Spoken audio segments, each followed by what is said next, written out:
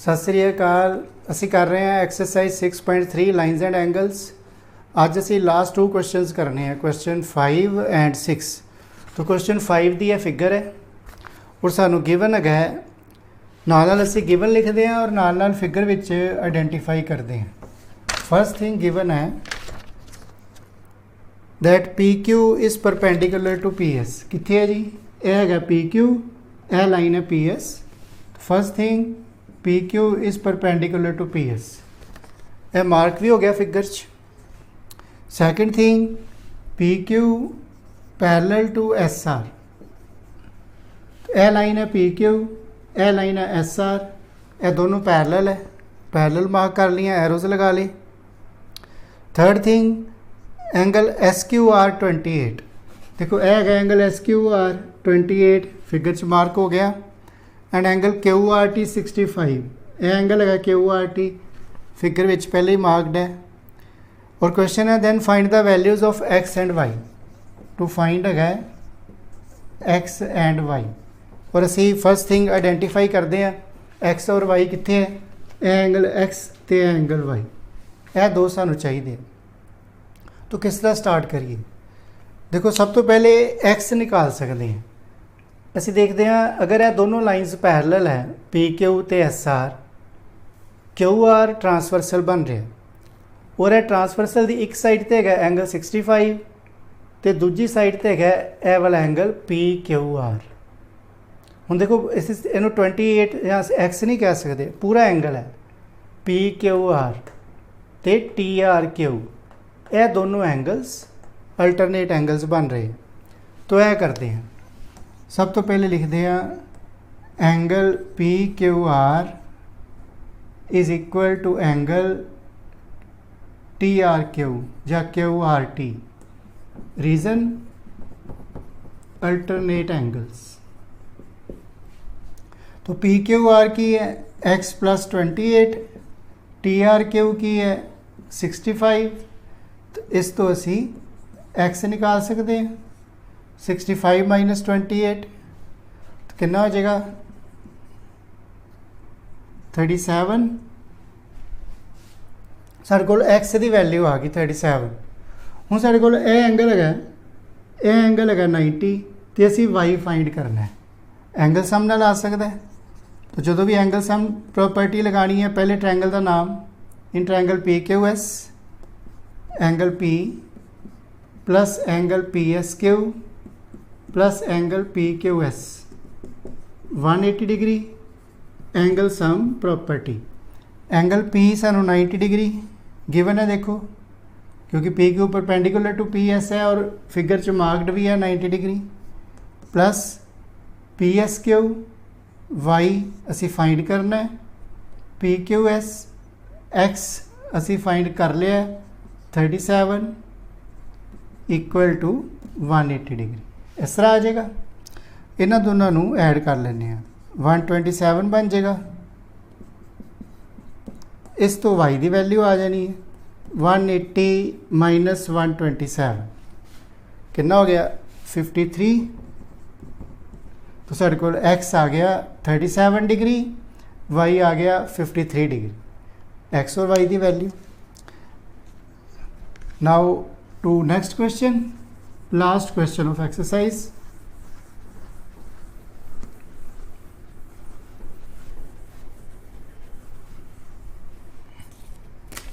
Question number 6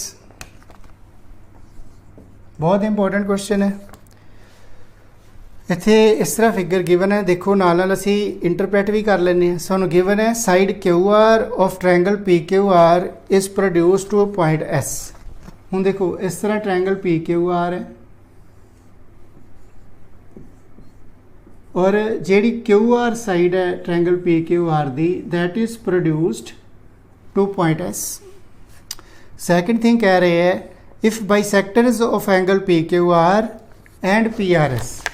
हुण देखो angle PQR है एंगल, इसका बाइसेक्टर एंड एंगल PRS का बाइसेक्टर, एंगल है PRS इसका bisector, they meet at T तो इन्होंने एक्सटेंड करके जिथे मीट करते हैं दे मीट एट टी। यह गिवन है सन, देखो की गिवन है कि triangle P Q R which Q R extended है to S point. P Q R angle का यह एंगल बाइसैक्टर है क्यू टी, इसका मतलब यह एंगल ये इक्वल है। तो पी आर एस का आर टी एंगल बाइसैक्टर है, इसका मीनिंग यह एंगल ये इक्वल है। यह पॉइंट आप इत्थे लिख लें आर, तो यह दो एंगल्स इक्वल है। यह गिवन है, प्रूव करना है। हम सब तो पहले गिवन लिख लें। गिवन च आप मेन आइडेंटिफाई यह किया ना Q T and R T. यह लाइन क्यू टी तो यह line R T are angle bisectors. कादे एंगल बाइसैक्टर्स है of angle P Q R and angle P R S respectively. इन्होंने दोवां दे एंगल बाइसैक्टर्स है। तो टू प्रूव की है angle Q T are is half angle Q P are. कितने गया क्यू टी आर? देखो यह एंगल है क्यू टी आर, यह एंगल है क्यू पी आर। असी प्रूव करना है कि Q T are Q P are का हाफ है। तो बड़े ध्यान नाल समझण वाला सम है। देखो सब तो पहले की करते हैं, असी एंगल बाइसैक्टर्स देखते हैं। एंगल बाइसैक्टर्स क्यू टी है तो आर टी है, इसका मतलब यह एंगल 1 तो एंगल 2 इक्वल होंगे। आर टी एंगल बाइसैक्टर है तो एंगल 3 तो एंगल 4 इक्वल होंगे। तो फर्स्ट थिंग यह लिख लें angle 1 equal to angle 2, angle 3 equal to angle 4। Reason क्या आ जाएगा? Q T and R T are angle bisectors, इसलिए यह दो पेयर्स इक्वल है। फिर की करो, यह हूँ देखो सानू इत्थे दो ट्रायंगल नज़र आ रही हैं। एक ट्रायंगल है पी क्यू आर तो एक है टी क्यू आर। तो इत्थों यह याद रख लें कि इन्होंने दोनों में असी एक्सटीरियर एंगल प्रॉपर्टी लगानी है, पहले पी क्यू आर विच फिर टी क्यू आर विच। बस इन्नी गल याद रखनी पैनी है। तो पहले पी क्यू आर विच असी एक्सटीरियर एंगल प्रॉपर्टी लगानी है। तो जो भी एंगल सम या एक्सटीरियर एंगल लगाने हैं तो पहले ट्रायंगल का नाम in triangle P Q R. हुण पी क्यू आर विच एक्सटीरियर एंगल एग है पी आर एस। तो exterior angle P R S किहदे इक्वल है? Sum of opposite interior angles दे। Angle P Q R plus angle Q P R दे। तो exterior angle P R S is equal to angle P Q R plus angle Q P R. Exterior angle is equal to some of opposite interior angles. तो इसनूं कहने हैं exterior angle property. तो हुण exterior angle P R S देखो यह पूरा है, P Q are यह पूरा एंगल है और इन्होंने दोनों एंगल के सानू बाइसैक्टर्स दिते हुए हैं और क्यू पी आर है। तुसीं देखो क्यू पी आर नाल सानू हाफ चाहिए और इत्थे बाइसैक्टर्स दिते है। तो असीं की करते हैं, यह पूरी इक्वेशन नू हाफ नाल मल्टीप्लाई कर देंगे, इस साइड ते भी हाफ नाल। हुण फर्स्ट टाइम जो आप एक्सटीरियर एंगल प्रॉपर्टी लगाने तो एक्सटीरियर लिखते हैं, सैकेंड टाइम एक्सटीरियर लिखना जरूरी नहीं है। Exterior angle P R S angle P R S है, तो half P R S equal to half P Q R plus half Q P R. तो आप की किया, पूरी इक्वेशन नू हाफ नाल मल्टीप्लाई करता, जब दोनों साइड्स नू हाफ नाल मल्टीप्लाई कर दिता, उहदे नाल इक्वैलिटी सेम रही। हुण half angle P R S है एंगल पी आर एस, यदा हाफ 3 भी है, यदा हाफ 4 भी है, क्योंकि इक्वल है। तो तुसी याद रखना है, तुसी राइट साइड वाला लिखना है। यह राइट साइड वाला जिहड़ा भी तुसी इहदा नेमिंग की हुई है वो लिख लेना।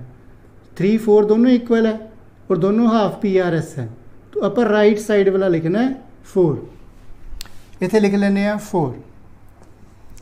हाफ पी क्यू आर की है, 1 भी हो सकता है 2 भी हो सकता है, पर असी 2 लिखना है, राइट साइड वाला लिखना है। दोनों राइट साइड वाले लिख लेने 2। तो half Q P R as it is रहेगा, क्योंकि ये तो कोई होर एंगल है नहीं, तो वैसे भी सानू इस तरह ही चाहिए वा हाफ क्यू पी आर। तो तो यह साढ़े कोल एक स्टैप आ गया, इनू 1 रख लेने। तो आप सम किस तरह याद रखना है, पहले पी क्यू आर विच एक्सटीरियर एंगल प्रॉपर्टी लगाई है, फिर टी क्यू आर विच लगानी है। हुण पी क्यू आर विच लगाई, हाफ कर लिया, तो राइट साइड वाले एंगल लिख ले। दैन हुण टी क्यू आर विच लगानी है। तो इन ट्रायंगल टी क्यू आर च देखो एक्सटीरियर एंगल केड़ा है, T R S angle exterior लिख लिए फर्स्ट टाइम। तो exterior angle T R S equal to किहदे इक्वल होएगा, angle T Q R plus angle Q T R, this one and this one, इन्हां दोनों का सम एक्सटीरियर एंगल दे equal होएगा। Exterior angle property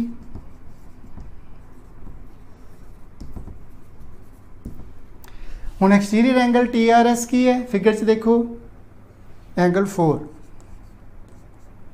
T Q are की है angle 2, तो क्यू टी आर ही रहन देने। इसनूं इत्थे सानूं हाफ नहीं करना पैना, इसनूं एज इट इज़ 2 इक्वेशन मान लैने। हुण देखो एंगल 4 इस दे इक्वल है 1 विच, एंगल 4 इस दे इक्वल है 2 विच।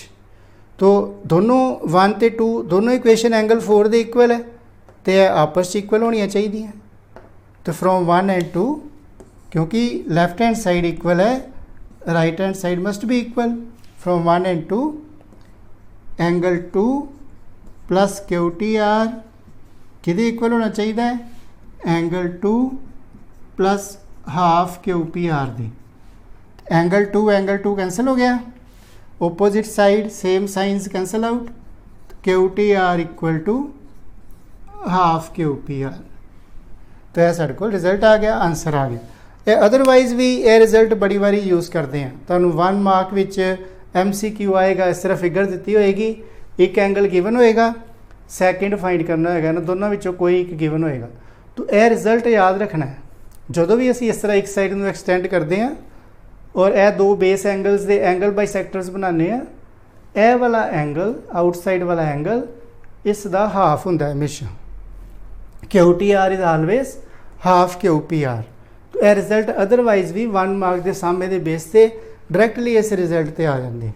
और यह थ्योरम समझ लो, रिजल्ट समझ लो, इनू तुसी खुद 2 बारी 3 बारी 4 बारी करोगे, आप करके देखोगे, समझोगे तो सानू यह क्लीयर होएगा। तो ये असी एक्सरसाइजिज 6.1 6.2 6.3 तीनों कर ली हैं।